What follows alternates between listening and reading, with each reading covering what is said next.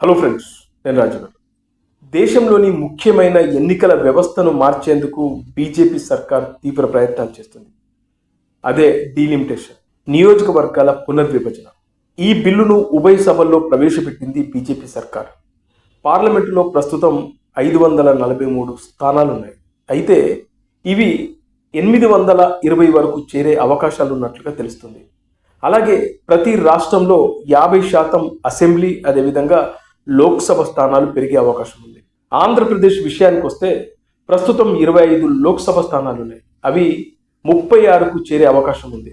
గతంలో ఆంధ్రప్రదేశ్లో లోక్సభ స్థానాలుగా ఉన్నటువంటి గుడివాడ, మార్కాపురం, తెనాలి, బొబ్బిలి స్థానాలు మళ్ళీ తిరిగి ఏర్పడే అవకాశాలు ఉన్నాయి. ఆంధ్రప్రదేశ్ రాజధాని అమరావతి ఎంపీ స్థానం అయ్యే అవకాశాలు ఉన్నాయి.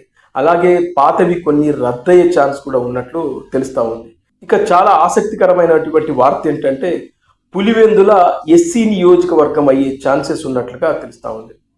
ఇక తెలంగాణ విషయానికి వస్తే తెలంగాణలో ప్రస్తుతం 17 లోక్సభ స్థానాలు ఉన్నాయి. ఇవి 26 వరకు పెరిగే ఛాన్స్ ఉంది. అలాగే మహిళల రిజర్వేషన్లో భాగంగా 8 నుంచి 9 స్థానాలు మహిళలకు కేటాయించే అవకాశాలు కూడా ఉన్నట్లు తెలుస్తుంది. షేర్లింగంపల్లి, కూకట్పల్లి ఈ 2 పార్లమెంటు స్థానాలుగా మారే అవకాశాలు ఉన్నట్లుగా తెలుస్తూ ఉంది.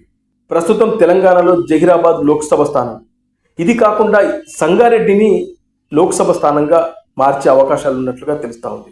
అలాగే గ్రేటర్ హైదరాబాద్, రంగారెడ్డి పరిధిలో 4 స్థానాలు పెరిగే అవకాశం ఉన్నట్లుగా తెలుస్తుంది. టోటల్గా 17 నుంచి 26 వరకు పెరిగే ఛాన్స్ ఉన్నట్లుగా తెలుస్తూ ఉంది.